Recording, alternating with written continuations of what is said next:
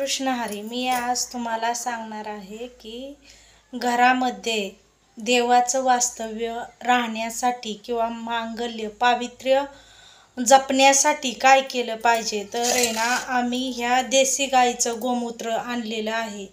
तर देशी गाईचं गोमूत्र कोणत्या गाईचं चालतं, कोणत्या गाईचं नाही चालत. तर आहे ना, ज्या गाईचं गोमूत्र आणतो त्या गाई गाभण नसावी आणि व्याल्यानंतर तिला 1.25 महिना झालेला असावं किंवा कालवडाचं गाईच्या वासराचं गोमूत्र असावं. तर मी गाईच्या वासराचं गोमूत्र आणलेलं आहे. आता ही बाटलीमध्ये का भरून ठेवते आहे, तर आपण ज्या वेळेस बाहेरनं येतो त्यावेळेस देवाला गपकन देवाऱ्याला हात लावायचा नसतो. विटाळ चांडाळ शिवपालव देवाला पावित्र्य राखण्यासाठी आपण तेवढं केलं पाहिजे. तर आहे ना, मी हे मेडिक्लोरियमचा एक टिपका टाकलेला आहे जेणेकरून ते गोमूत्र शुद्ध राहील.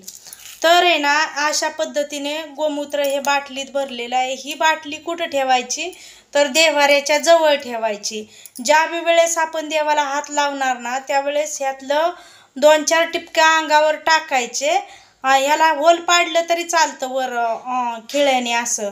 तर 2-4 टिपक्या असं अंगावर टाकायचं आणि मगच देव्हाऱ्याला हात लावायचं. याच्यामुळं काय होतं की देवाचं पावित्र्य राखलं जातं.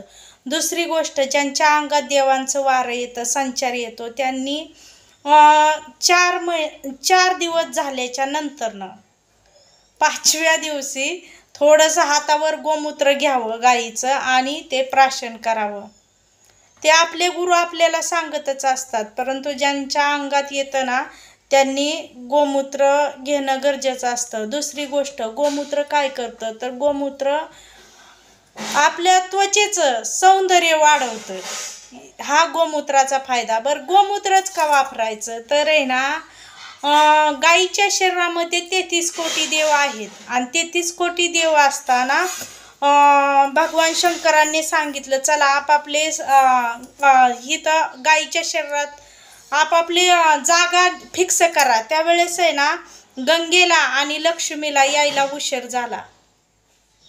आता घरकाम असतं स्त्रियांना, तसं व्यावहारिकदृष्ट्या म्हणलं तर आहे ना, गंगेला सांगितलं आता सर्व जागा फिक्स झालेल्या आहेत, तुम्ही गाईच्या गोमूत्रात राहा. आणि लक्ष्मीला सांगितलं तुम्ही गाईच्या शेणामध्ये राहा. म्हणून कॅन्सर झालेल्या पेशंटला गाईचं गोमूत्र देतात आणि जे शेणाचा गाईच्या शेणाचा अर्क असतो ना, तो पिळून काढलेला तो पण प्यायला देतात, जेणेकरून कॅन्सरच्या गाठी विरघळल्या जातील. कॅन्सरच्या गाठी विरघळल्या जातील त्याच्यासाठी ही गोमूत्र प्यायला देतात. ज्यांना कॅन्सर झालेला असेल त्यांना. रामकृष्ण हरी. गाईचं गोमूत्र एवढं पवित्र आहे.